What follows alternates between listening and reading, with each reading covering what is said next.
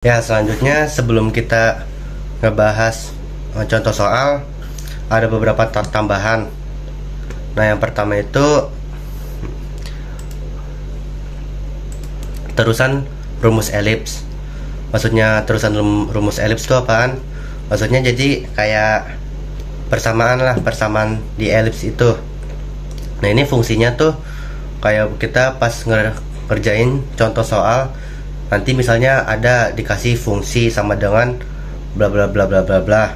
Nah, dari fungsi itu supaya kita bisa tahu A kecilnya itu berapa, B kecilnya itu berapa, atau bahkan yang lain-lainnya itu berapa, dari fungsi tersebut kita ubah ke bentuk kayak gini. Nah, sebelumnya ini kan ada dua nih ya. Perbedaan yang atas sama yang bawah tuh apa?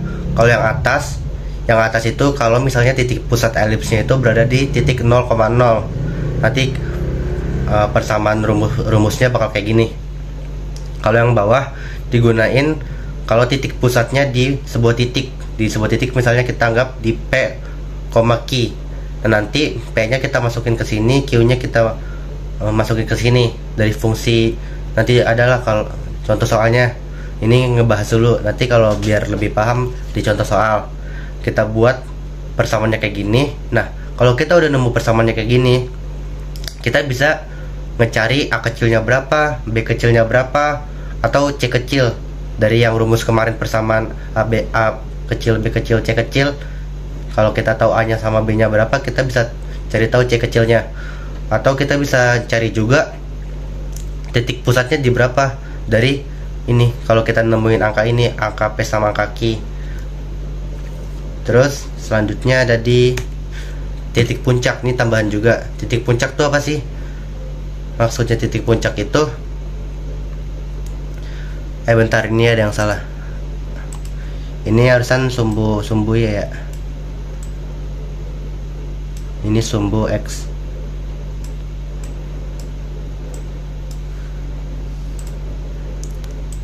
Nah, maksudnya titik puncak itu apa sih? Titik puncak itu adalah titik yang terjauh dari titik pusat pada elips. Kita kan tahu titik pusat kan di sini. Nah, di vertikal titik pusat kan di sini. Titik yang terjauhnya di mana? Nah, sebelumnya kan kita udah ngebahas sumbu mayor, sumbu minor. Sumbu mayor, sumbu minor itu kan kalau sumbu mayor itu sumbu yang terpanjang, kalau sumbu minor itu sumbu yang terpendek. Nah, garis yang terpanjang dari elips ini itu tuh dihasilin dari sumbu mayor. Sumbu mayor itu kalau kita ngehubungin dua titik A sama titik B itu adalah garis yang paling panjang. Nah, karena ini garis yang paling panjang nih, sumbu mayor itu garis yang paling panjang. Kalau misalnya dari pusat ke titik yang terjauh, titik yang terjauh dari titik pusat yang mana? Berarti yang ini kan, yang ini sama yang ini. Berarti titik pusatnya di sini. Begitupun sama kayak yang vertikal. Yang vertikal titik pusatnya kan di sini. Nah, titik yang terjauh dari titik pusat itu yang ini kan, yang ini sama yang ini. Berarti ini disebutnya titik puncak. Titik puncak ini juga titik puncak, ini titik puncak. Dari pembahasan kita sebelumnya, ini rangkumannya.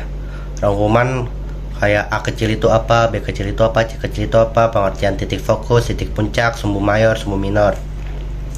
Nah, kita juga mau ngebahas perbedaan elips horizontal sama elips vertikal. Biasanya nanti di soal itu kita nggak dikasih tahu nih, ini elipsnya horizontal atau vertikal. Karena kalau kita salah pakai elips, kalau pas kita nyari A kecil, B kecil, C kecil, kan ini persamaannya beda ya. Kalau kita masukinnya salah, ya jawabannya bakal salah. Kalau kita masukin rumus ini, persamaan ini, tapi ternyata di soal itu elips vertikal, hasilnya bakal beda sama soal. Jawabannya salah lah.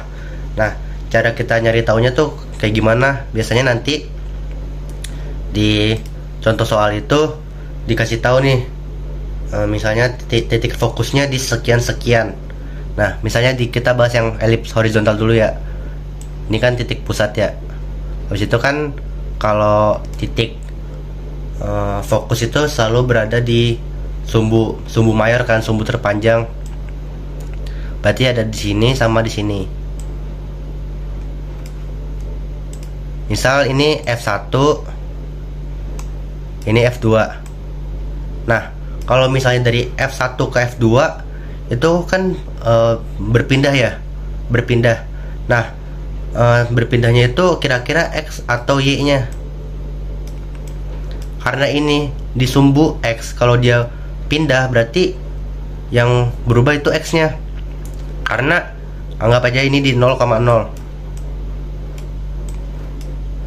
titik pusatnya di 0,0. Kalau dia pindah dari sini ke sini, yang berubah X nya kan, tingginya tetap sama, Y nya tetap sama. Misal ini 2, terus ini di sini kan 0, dari sini ke sini kan 2, berarti dari sini ke sini juga 2 kan.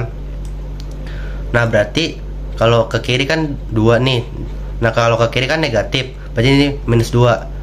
Nah, terus Y nya gimana? Y nya tetap sama karena yang berubah cuma X nya. Maka kita simpulin kalau misalnya elips horizontal itu ada 2 titik fokus.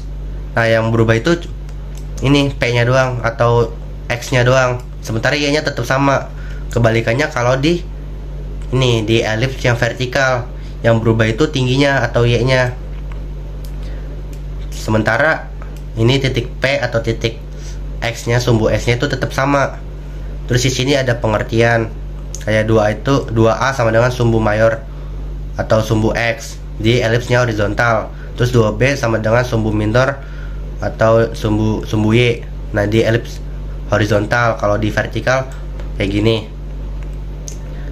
Nah, supaya kita lebih ngerti sama